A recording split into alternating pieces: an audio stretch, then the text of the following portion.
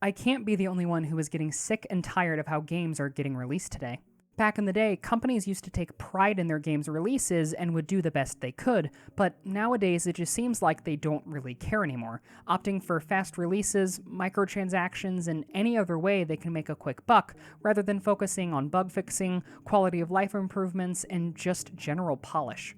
It's honestly why I've recently turned away from typical AAA developers and their titles and started looking into the indie market a bit more, because there are so many indie developers out there who not only have some fun and unique ideas, but also have a genuine passion and love for what they do, and it's obvious to see this when you look at the work that they've put into their games.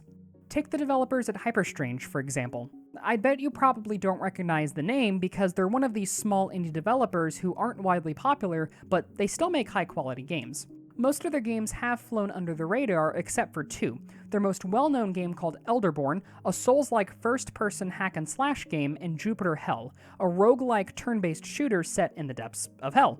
While these two games aren't necessarily my cup of tea, I can't deny the passion and dedication that I see put into these products, and with very low asking prices, it just solidifies the fact that Hyperstrange does what they do because they love it. However, today's video is about their newest game that was just released in early access, and after hearing about it, I just had to get my hands on it and try it for myself. Without spoiling too much, all I'll say is to get your cowboy hat, six-shooter, and your best zombie-killing axe, because this is a look into Blood West. In Blood West, you play as a recently resurrected soul, brought back from death by a talking totem who claims that you're the key to cleansing the land from corruption and evil. You'll travel around the map between landmarks and search for corrupted relics to bring back to the totem for cleansing, scavenging for weapons and supplies along the way as you either hide or fight the various threats you'll encounter in your travels. Gameplay in Blood West is non-linear and partially open world. You'll be confined to a medium-sized map in order to complete your main objectives, but you are free to explore and complete these objectives in any way you desire. Exploration is key, as you will find various weapons, items, and alternate paths both in plain sight and well hidden, so going slow and exploring every building and cave you come across is a must. Speaking of going slow, Blood West is not your typical fast-paced FPS game, as ammo is limited and enemies are numerous. Charging in headfirst guns blazing will end up in your demise more often than not, so you'll have to make use of stealth and wits in order to come out on top. Also, be sure to explore every nook and cranny for weapons, ammo, and treasure that you can sell to traders across the world in exchange for other useful supplies and weapons to aid you. As of this video's release, Blood West is currently in early access with only one chapter of 3 available to play, with the others coming with the full game's release. So how actually is Blood West? In order to really break down the game, I will be covering first the positive aspects of the game that make it stand out, the neutral aspects that might be good or bad depending on how you look at it, and then the bad, which do weigh it down.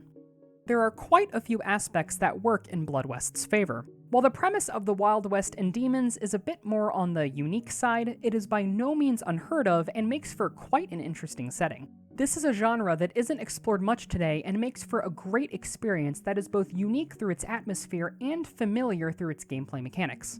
Speaking of atmosphere, the general feeling of dread and uncertainty that Blood West gives off is done incredibly well, and will make you feel uneasy as you traverse through the game, stumbling across abandoned towns, desolate mines, and bloodied corpses.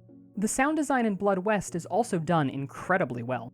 Background sounds for atmosphere are unsettling, guns sound full and powerful, and every enemy has unique sound cues that not only add to the atmosphere and unnerve you, but also help you distinguish exactly what you're up against before you even see them. Sounds are crisp, clear, and were obviously made with the theme of the game in mind. Combat also feels really good, as every swing or shot you land feels meaty and satisfying.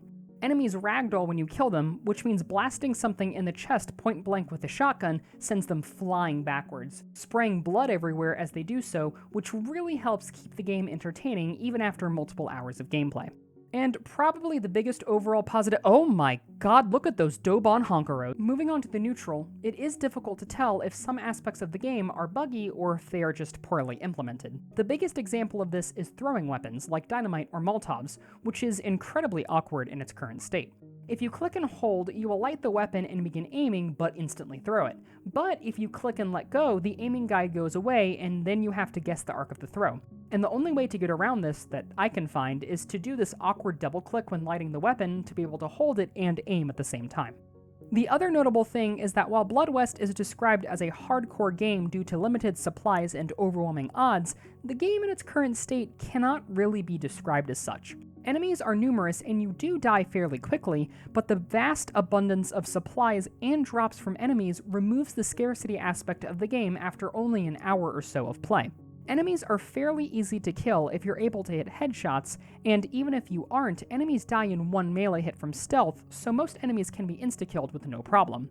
If you die, you gain a stacking debuff that gets worse with time, but once more, due to the abundance of supplies, money is not an issue, and you can easily purchase potions to remove these debuffs from the traders. And finally, let's talk about the negative aspects of the game. Currently, there is a limited selection of weapons available for you to use. Revolvers, repeaters, shotguns, and bows.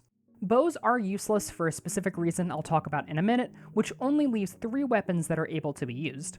The fact that all of these guns sound really full and powerful helps alleviate this problem slightly, but it does still get old fairly quickly using the same weapons over and over again. The AI is also, for a lack of a better way to put it, pretty bad. The entire game is supposed to revolve around stealth, but the AI are actually deaf and won't react to you unless you attack them or they directly see you, meaning you can shoot your guns wildly with virtually zero repercussions, making stealth weapons like the bow useless. Certain terrain also causes the AI to bug out and do, albeit funny but strange things that can also make them trivial to deal with. Lastly, a con that is due to early access but still sucks is that there is currently a lack of content. I saw all the game has to offer in a little over 2 hours, and while you could get maybe an extra hour if you really take your time and explore, you won't be getting too much playtime out of the game just yet until the full release, or until more content gets released before then. So what do I think of Blood West? Overall, Blood West is an incredible atmospheric horror shooter that has the potential to blend action, stealth, and horror together in one fun and terrifying bundle. The game doesn't offer much playtime as of now, but while the game is a little lacking in quantity, it more than makes up for it in its overall quality. With a $15 asking price, this game is a must-get for any horror shooter enthusiasts that enjoy the idea of a more hardcore experience, although you might want to wait for some updates if the lack of a challenge would ruin the game for you. Thanks for watching! If you're interested in purchasing Blood West for yourself and wish to support me in the process, be sure to click on my Humble Bundle affiliate link down in the description below and purchase the game through Humble Bundle. See y'all next time!